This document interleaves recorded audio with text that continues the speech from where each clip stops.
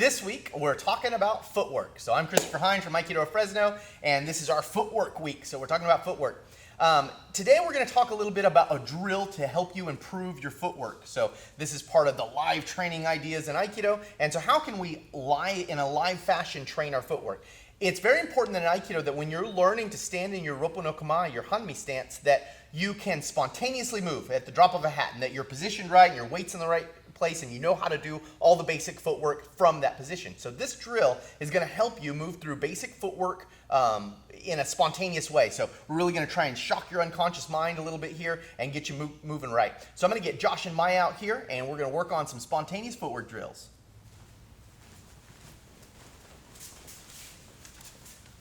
Okay, so we're going to talk about a set of fundamental footwork drills to build spontaneous footwork. So remember, we just have our basic 4 movements. We're going to do a Sugiashi, an Ayumiashi, a Tenkan, or a Kaishiashi. So those are our basic movements. I'm going to get a set of tools. So at the dojo, I use these sticks to give them an auditory response so they can hear that and have an immediate response. And I use 2 clicks for an Ayumiashi and 1 click for a Sugiashi. And then I verbally tell them either Tenkan or Kaishiashi when we do that. I sometimes will also add Irimi Tenkan, right? So meaning that they're going to do a 2-step or a Ayumiashi Tenkan, right? So this is basically how the drill goes.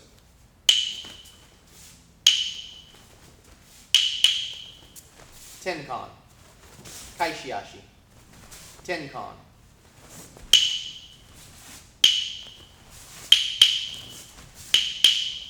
Kaishiashi.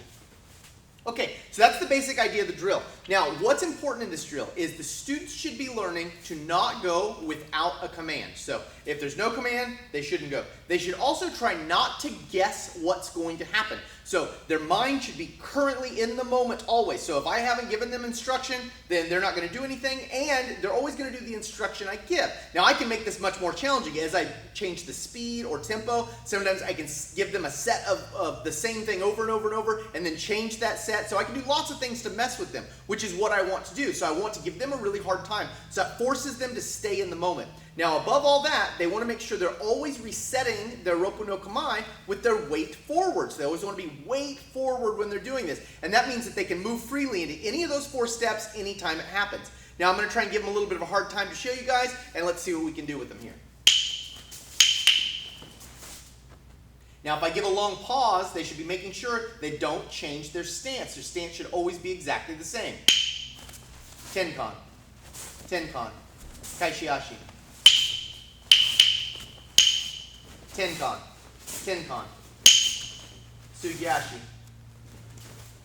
Now I threw one in there for them, which actually was my mistake, but it's great because you see what they do, right? So that wasn't what I was saying I do, but they should be able to go, oh, Sugiashi, I know what that is, and immediately do a Sugiashi. So I can mess with them in all kinds of ways. Now, this is good practice for them because it's giving them a little bit of stress to work with fundamental footwork. Now remember, when you're adding live drills to your practice, you want to boost up the stress slowly, right? So they should be able to have good core set of skills and then develop that core set of skills.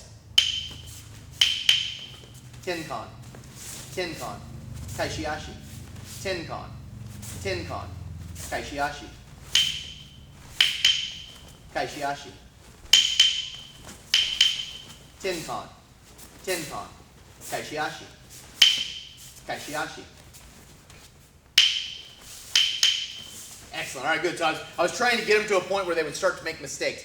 Now, it's good to understand that when you're doing this, if you make a mistake, you need to learn to instantly let that go. This is good training for everything else you're going to do in Aikido, because if you hold on to a mistake, that means you're just going to keep having problems, right? Your brain's like a computer. It can only process so much. And so if you're spending some of your processing power going, oh, I made a mistake, oh, I'm stupid, oh, that's bad, oh, I'm behind, that's just costing you a processing power that you could use for something that you need to. So in a high-stress situation where someone's trying to attack you, you need to be able to immediately drop mistakes. I made a mistake, I drop it. You can analyze your mistakes later. In the moment is not the time to do that. So this is a really good drill to begin to work with a little bit of live practice in your footwork. Once the students can make really good live practice like this, then they can start to move on to other skills. But they need to be able to consistently use the footwork correctly and then be able to do it in a spontaneous fashion. So this is one of the basic drills we use for training footwork. I'm Christopher Hine. Thanks for watching.